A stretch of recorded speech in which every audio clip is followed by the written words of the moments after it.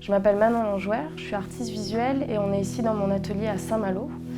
Je me suis formée en histoire de l'art avant d'intégrer une école de photo, les Gobelins, où j'ai étudié pendant 3 ans et dont je suis sortie en 2017.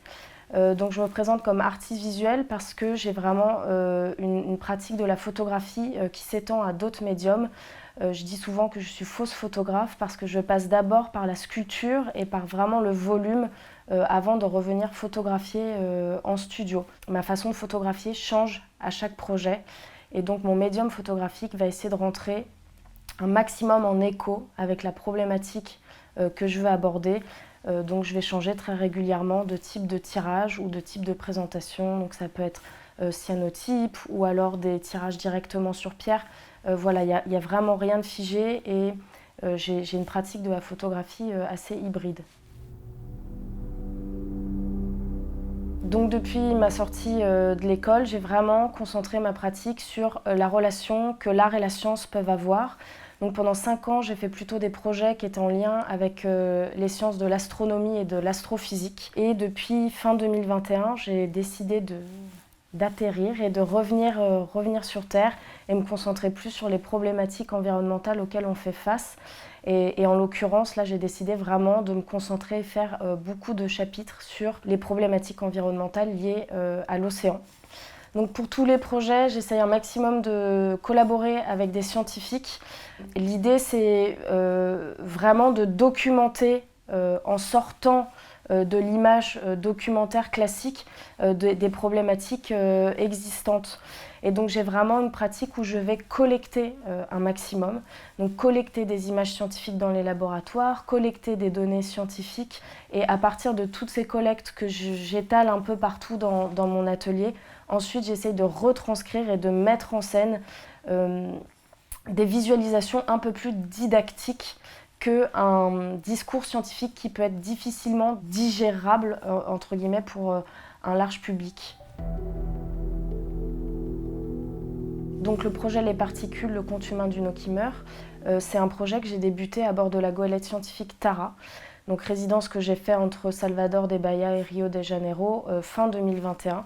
Et donc c'est vraiment là que j'ai commencé les recherches, que j'ai poussé les recherches un peu plus loin pour ce projet, qui parle donc de la problématique de la pollution plastique, une problématique dont on parle beaucoup, mais qui est finalement très méconnue du grand public, puisque quand on parle généralement de pollution plastique, on va avoir tendance à parler de pollution plastique de surface, type 7e continent.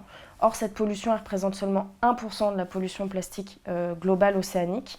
Et le reste, donc les 99 autres pourcents, va consister en du plastique qui se délite progressivement ou qui est rejeté sur les plages ou qui tombe au fond de l'océan. Et donc, c'est beaucoup des microparticules qui ne sont pas récupérables et qui sont invisibles à l'œil nu. Donc, la plus grande partie de cette problématique est quelque chose qu'on ne voit pas.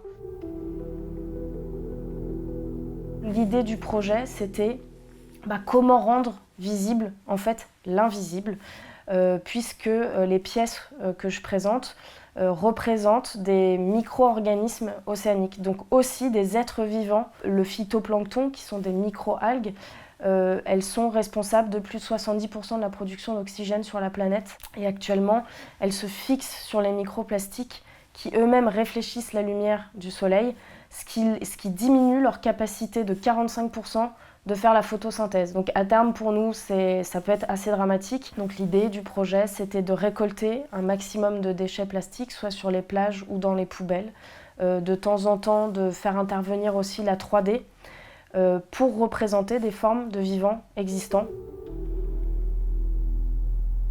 Donc là, plutôt que de travailler le cyanotype sur du papier, j'ai décidé de le travailler directement sur du verre. Ça renforçait vraiment l'idée de liquidité et ça me permettait surtout de pouvoir travailler avec une autre technique photographique ancienne qui s'appelle l'orotone. L'idée d'amener cette peinture et de ramener de la couleur aussi dans l'œuvre, c'était de rappeler les systèmes de visualisation scientifiques comme la microscopie 3D à fluorescence, mais aussi et surtout, c'était de réinterpréter très très librement le fait que beaucoup de protéines dans certains organismes marins sont bioluminescents. Et le cyanotype, en plus, pour moi, c'était un choix assez évident, puisque c'est un des procédés photographiques les plus anciens, mais qui était très utilisé en sciences. Et le projet fait très directement référence au travail d'Anna Atkins, qui est donc la première botaniste à avoir fait un référencement avec le cyanotype de toutes les algues connues entre 1843 et 1853. Et donc elle avait donc ces cyanotypes pour lesquels elle travaillait directement au contact de l'algue et où elle faisait un petit système d'étiquettes que j'ai repris aussi pour mes œuvres. En l'occurrence, moi je suis venue mettre le nom de l'espèce que j'ai reproduite, donc tous les noms sont des vrais noms scientifiques, et en dessous le nom du matériau plastique que j'ai utilisé. L'idée d'avoir ces étiquettes, puisque les pièces sont très petites, c'est donner des pistes de lecture aux spectateurs, puisque en fonction des œuvres, le matériau plastique n'est pas toujours reconnaissable.